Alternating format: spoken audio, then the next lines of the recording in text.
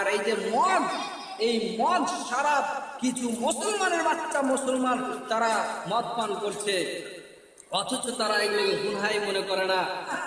ও কি খ্রিস্টানের বাচ্চা, ইহুদির বাচ্চা? ও তো মুসলমানের বাচ্চা।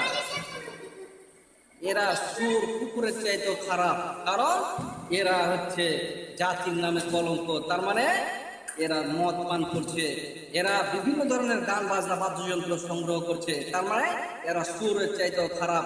রাসূল সাল্লাল্লাহু আলাইহি ওয়াসাল্লাম বলেন, আল হায়াউ মিনাল ঈমান, লজ্জাই হচ্ছে ঈমান, ওয়াল ঈমানু ফিল জান্নাত, আর ঈমানই হচ্ছে জান্নাতের লাভের মাধ্যম। ওয়াল বাদাউ মিনাল জাফাই ওয়াল জাফাউ ফিন নার, এবং যার লজ্জা শরম, যার হায়াবোধ থাকবে না, তারা ইতর শ্রেণীর মানুষ হয়ে যাবে। আর এই সমস্ত লজ্জাহীন, এই সমস্ত জঘন্য ইতর শ্রেণীর মানুষ লাস্ট পর্যায়ে জাহান্নামে যাবে। তার মানে তাদের লজ্জা শরম কিছুই না থাকার কারণে তারা পৃথিবীর বুকে যা ইচ্ছা তাই করবে, মদ পান করবে, জুয়া খেলবে, নেশাও দ্রব্য পান করবে, পৃথিবীর সমস্ত কিছু সুরের মতো এই দুনিয়াতে ঘোরাফেরা করবে। লাস্ট পর্যায়ে রাসূল সাল্লাল্লাহু আলাইহি ওয়াসাল্লাম বলেছেন, এই সমস্ত ইতর শ্রেণীর মানুষ জাহান্নামে যাবে।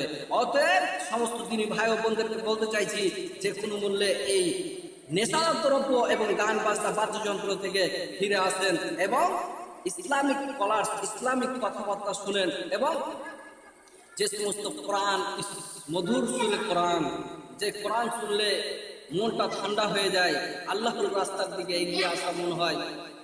আর এগুলোকে বাদ দিয়ে গান বাজনা বাদ্যযন্ত্র শুনে, আরে ভাই গান বাজনা বাদ্যযন্ত্র শুনে কি লাভ আছে বলেন? কিছু লাভ আছে? আরে মজা মজা লাগবে, তাই তো?